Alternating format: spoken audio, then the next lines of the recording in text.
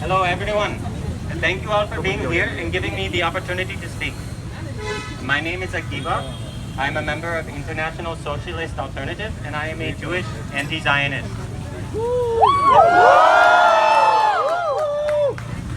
The media would have you believe that all Jews are Zionists and all Zionists are Jews. I stand before you as living proof that this is wrong. My solidarity with the Palestinian people is in fact based on the impact of two great anti-Zionist Jews in my life. One is the great Leon Trotsky, and the other is my own great-grandfather. Long before 1948, he fought against the colonization of Palestine and for the recognition of Palestinian human rights. After saving his entire family from the Nazi gas chambers, and after passing through the horrors of the Bergen-Belsen concentration camp, escaping inches from death, he continued fighting for the right of return for Palestinians for decades. We are led to believe, not only Jews but Indians too, that land is a gift from God, passed directly on to the conquerors, in which we are entitled to generation after generation. In this way, they argue that the Palestinians cannot claim their homeland because they never had a state or formal borders. For 100,000 years, humans have walked this earth. Our species, for over 90% of that time, lived like the Adivasis, without borders, states, or armies. The reality is that non-Palestinians of any religion have no more right to colonize land in Palestine than non-tribals and their corporate lords have to colonize Adivasi land.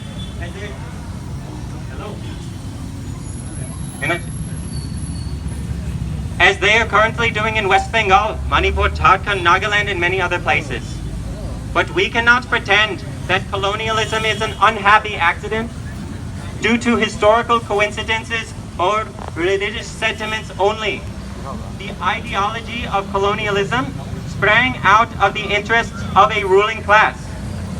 This ruling class made unthinkable amounts of money through the ingenious idea of enslaving the vast majority of humanity, in particular the people of the Third World. Zionism took hold of the world not because it is a great idea, but because from the beginning the European and American powers wanted to control and dominate the Middle East. US President Joe Biden said, if there had not been an Israel already, then the USA would have had to create it. It is no coincidence that the United States' involvement in Israel exploded after the Iranian Revolution in 1979, which nationalized the oil fields, and the OPEC embargo.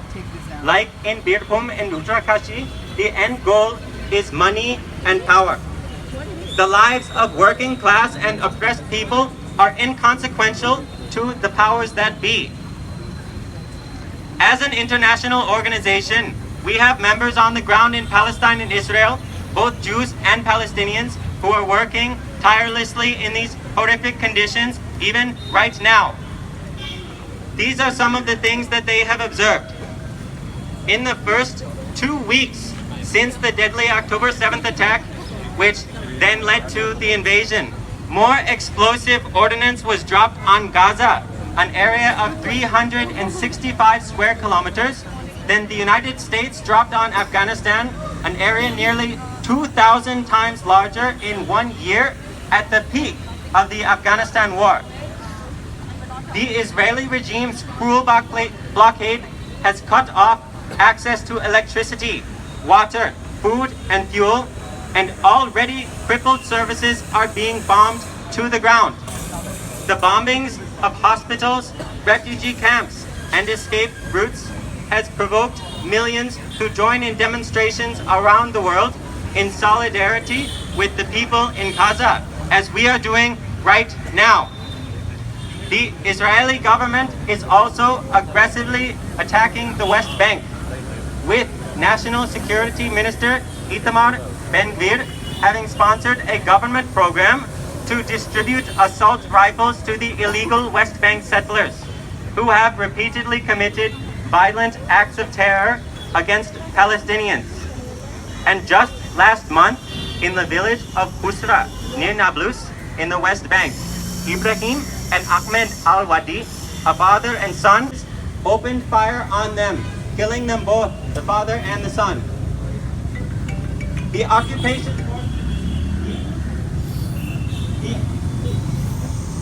do anything more than create more terrorists. But what Israel has done is far more than just encourage people to become terrorists.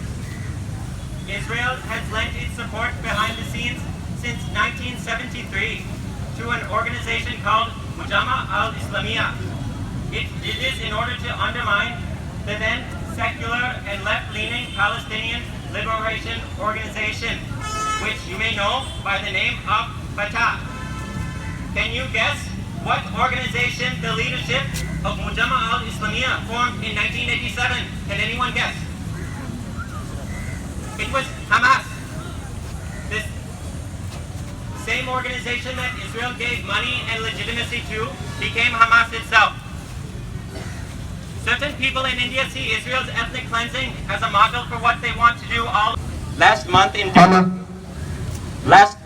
in Delhi, peacefully protest.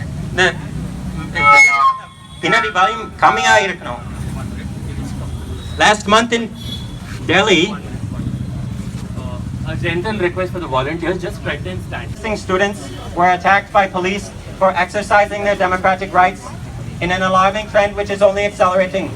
What were their demands? The killing of innocents must stop. Ensure peace. But these students were attacked, beaten, and jailed regardless. So that leads us to this question: what can we do? I have been told by certain individuals and groups, bravely phoning in on Zoom calls neither from India nor Palestine, that we should be sending weapons to Hamas, the organization whose massacre of over 1,000 Israeli Jews provided the excuse for the ongoing bloodbath. But if you want to see the inside of a jail cell, it's far cheaper and simpler to take an auto to the police station directly than to go through all this trouble for the same end. Occupied people have the right to self-defense, including by use of arms. But we are not the ruling class, and we don't benefit by fighting their fight. We don't have nuclear weapons. We don't have B-2 stealth bombers or Iron Domes. And furthermore, we don't win by choosing between two theocratic military regimes. Hamas, like the far-right Likud party in Israel, is not capable of sustaining a lasting peace. That is not only because their wartime ideology is incompatible with peace, but also because capitalism itself cannot produce peace. Israel's aggressive ethnic cleansing and land grabbing is more than just for its own sake. As things stand, they see that they need the West Bank as a buffer zone against their neighbors, and the Golan Heights they use as a fortress. The rules of capitalism itself dictate that the nations of the world are in perpetual conflict with each other over oil, natural gas, ports, high ground, water, and every other advantage that they can use to satiate their hunger for endless growth. These resources, which are never consumed, are the carrot which the jackasses of the world are continuously chasing. The starving masses cannot afford to do this. We must rather unshackle ourselves from the bondage of capitalism. Indian workers have always had an intuitive understanding of this, that our greatest weapon is the withholding of our labor, the strike.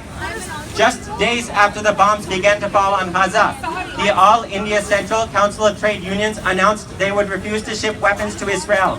I think that deserves a round of applause.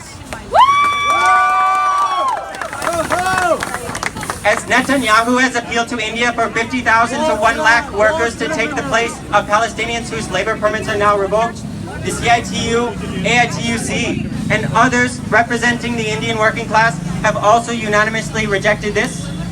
We support this, but it must go further.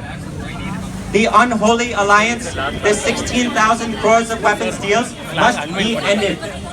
The labor unions must stop not only the shipment of arms to Israel, but also the importation of weapons from Israel. India is a democracy, and the right to protest must be protected and reinvigorated, with unions standing with students and other political critics, because if we don't stand together, we will fall alone. Our organization, International Socialist Alternative, is involved in the fight for Palestine worldwide. We work all over the world because our struggles are united for the rights of Palestinians, tribals, Dalits, minorities, and other oppressed and exploited peoples in the world. In other words, the Bahujans, the majority people. The temporary ceasefire that was reached is a result of the collective struggle of the entire world against the oppression of Palestinians, and it shows that when we fight, we win. But I have one more thing to say. We can't simply allow this protest to be a release of rage, then simply go back to our everyday lives. Revolution must become a way of life.